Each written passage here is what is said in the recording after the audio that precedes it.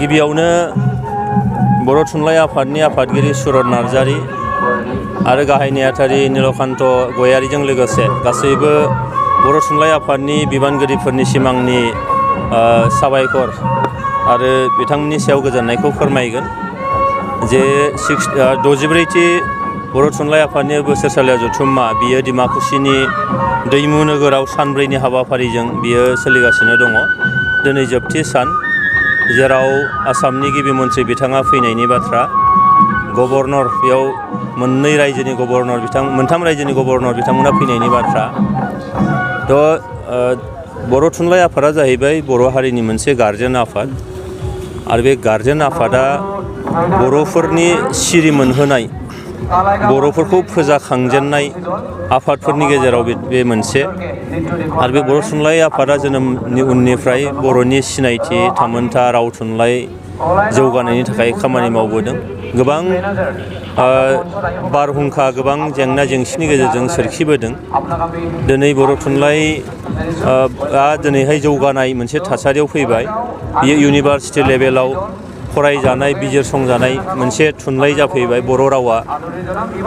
दा बेजों लोगोनो बे गोलाव सम 64 बोसोर बैसोनि गेजेरावनो दिनैहाय बर' रावा 8th सिडुलाव हाबबाय।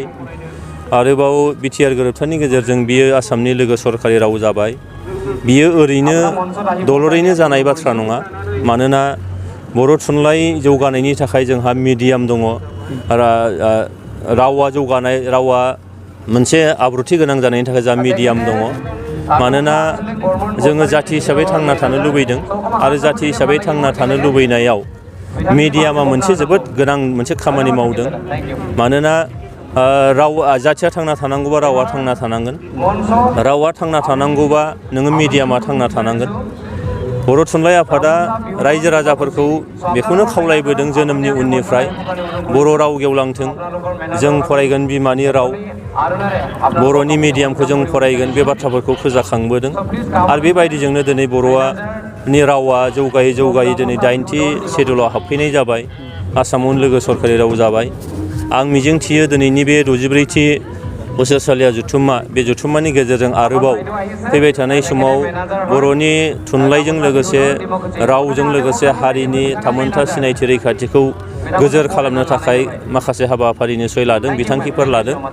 आरो जोङो गोजोननाय मोनो जे बर' थुनलाइ आफादा जिथु गार्जेन आफाद, बे आफादनि जथुम्मायाव हारि बोरोन राव सायख'वालासे जोंनि हारिनि मोनफ्रोमबो थाखोनि सुबुंफ्रा जिखि फोथारावनो थायाथों मानो बिथांमोना फैनानै निस्सय मदद होफैयो। गावनि मददथिखौ होनानै बर' थुनलाइ आफादनाव खामानि मावग्रा बिथांमोननि मोनसे गोसोखौ थुलुंगा होफैयो। आरो बेबायदि बयबो फारागथि लायाजासे मदद होलांबाय थानांगोन निस्सय, अब्लासो जोङो जाथि हिसाबै गोजोर जागोन। आरो गोजोर खालामनो थाखाय जोंहा थुनलाइ आफादफोर बादि माहारियारि आफादफोरखौ जोङो निस्सय अनसायनांगोन, बेखौ मदद होनांगोन, सुंथानांगोन। आं मिजिं खालामो दिनैनि बे सानब्रैनि हाबाफारिजों बे डिमाकुसिनि दैमु नोगोराव जानाय बे बर' थुनलाइ आफादनि 64थि जथुम्माया जोबोद मोनसे माहारियाव गोसोआव लाखिथाव मोनसे बिहोमा निस्सय होगोन। आरो बेयो मोनसे सिम्बल मोनसे जानानै थाथों, आं बेखौनो मिजिं खालामो।